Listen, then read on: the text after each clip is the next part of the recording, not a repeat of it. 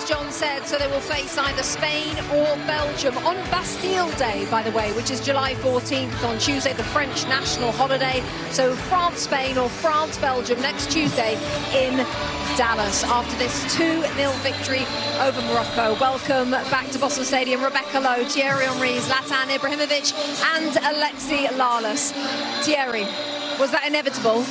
Yes, I have to say. You call this type of game a matter of when. That's about it. When is it going to happen?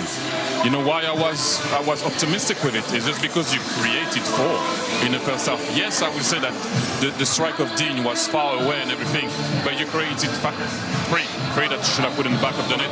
Unu had a great game, and in the second half you got punished. But what I like on the first goal, and we will talk about it hopefully, is how they stopped on the same play 2 to 3 counters. Then they stayed, you maintain pressure, then Morocco goes to sleep, and then Kylian does what Kylian does. Yeah, we'll have another look at that in closer fashion shortly. Zlatan, what did you make of this France team today? Listen, in the beginning you can hold up with France because you have the adrenaline, you recover from your last game, you have the strength, but in the long term they're gonna destroy you because you cannot keep up with this France for 90 minutes. I understand the first 45 minutes you can be front and back, they create something against France, but during 90 minutes, or even if they go in extras, the opponent, and they're lucky, this France is gonna destroy you, and it feels like they're not even giving 100%. I'm sorry to say, it feels like that. Imagine if they would push and give 100%, where they suffer and they really need to push for it and fight for it.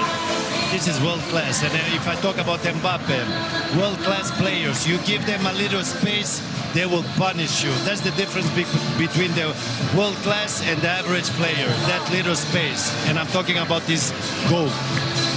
We'll have a look at the goal as well very shortly. Alexis, a tough day for the Moroccan goalkeeper Yassine Bono because he had himself a game, but ultimately, as Zlatan said, it's about the quality. Yeah, nothing he could do on the goals, and as the momentum continued to pile up, and the patience of France, eventually you're gonna let some goals in.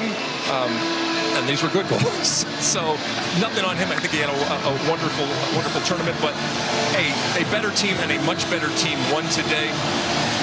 We'll delve into all the reasons, but the way in which they won this game wasn't just about stars. They have those. Wasn't just about goal scorers. They have those. But you look at the way that they win the ball back, at the positions that they win the ball back, at the defending, even at times, if there is an emergency, the ability to shut out and to shut down the opposition. It's just, and then depth coming in. Thierry's guy, Elise, was again incredible today in the things that you could see and many of the things that you can't see. So it's just a wealth of riches. And then up top, that guy misses his penalty, and immediately, if you watched him, he wanted the ball back because he knew he was hungry and there was still plenty of meat on the bone that was Morocco.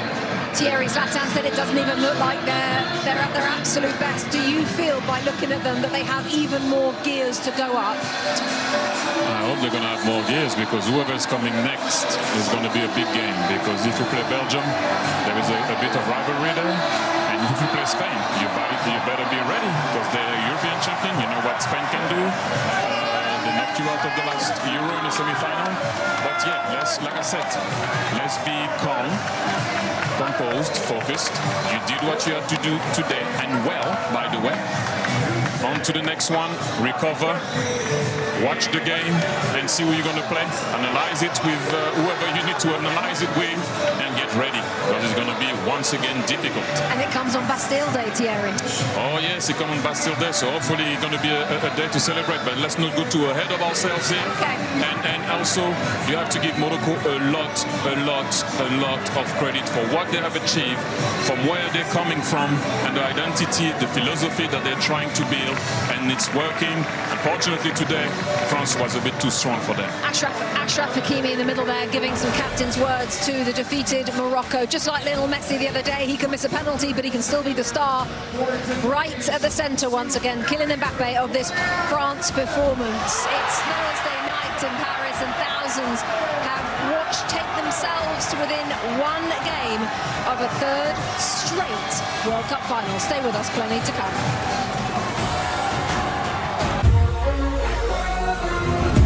20 World Cup goals now for the main man, who has now scored the winning goal in 8 World Cup matches, the most of any player in history, as once again it is Kylian Mbappe Day at the World Cup. Welcome back, Rebecca Lowe, Thierry Henry, Zlatan Ibrahimovic, Alexis Lalas. What a game, lots to look back on, lots of moments in both halves, and we'll start right at the beginning. Alexis, 25 minutes on the clock, Achraf Hakimi, Kylian Mbappe embracing in the tunnel beforehand, and we had a big moment, penalty.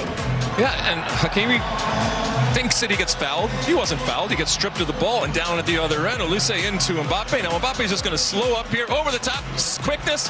Penalty. Claro, right? Penalty.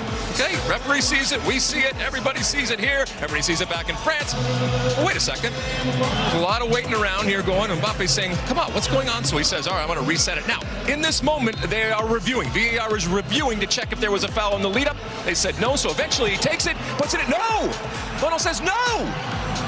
Absolutely not on my watch. And now you think, all right, we got something going here. Erling Haaland wasn't happy about the 5 minutes or 3 minutes, whatever it took. Erling Haaland understands the loss of the game and VAR. But Kylian Mbappe says, all right, it's okay. I'll figure out a different way to score. Now you're going to see France winning the ball on the offensive part of the field, which they did a lot in this game. Bringing the ball in front. Desiree gets the shot.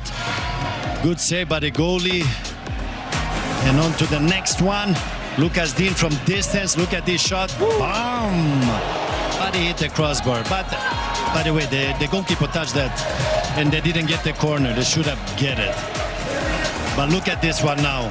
Mbappe's goal. I'm not going to explain it because Thierry Henry is going to explain this goal after the highlights. I just want you to see the space, what an average player don't see, but Mbappe sees it.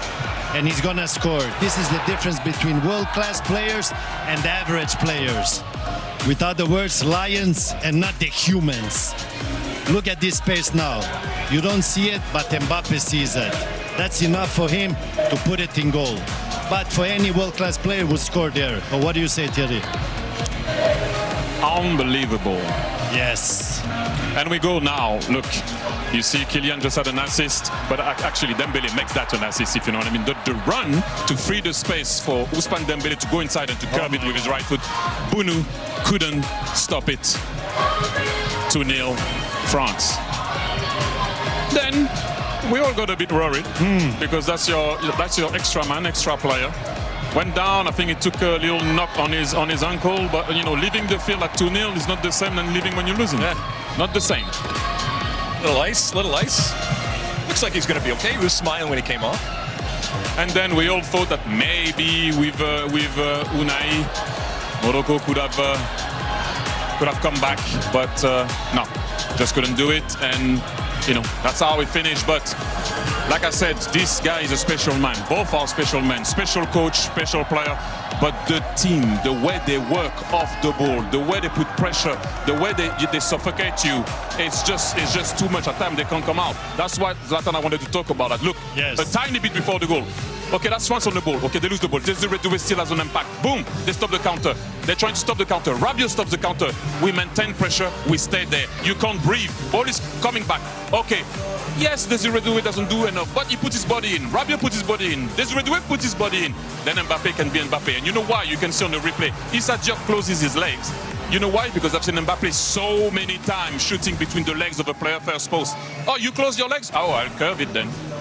See, you used a perfect word when you were looking at this in real time. Nibble. They're constantly nibbling. All right, you talk about eating. Well, yes. A nibble can also lead to the ultimate thing. Exactly. This guy nibbles, this guy nibbles, put it all together. It's a big old bite. And that's what you do with these players. You keep them motivated. You keep them hungry. And when the lion is hungry, he eats. And it's not just one lion, Zlatan. Yes, it's not just one look, lion. Yeah, we have two in the studio also. Well, 2 in the studio and at least 2 out there for France today, because Dembele got his second. No, but I want to talk about the pass of Michael Olise. At the beginning of the show, I said, point guard, quarterback. Look at that. 90% of the player would have passed that ball back on the side. No, forward. As soon as you get that ball, it's over. But look at the defenders. Look at the run. They don't know. They have to follow the run of Mbappe. Dembele goes inside, finishes with his right, but the pass of Michael Olise.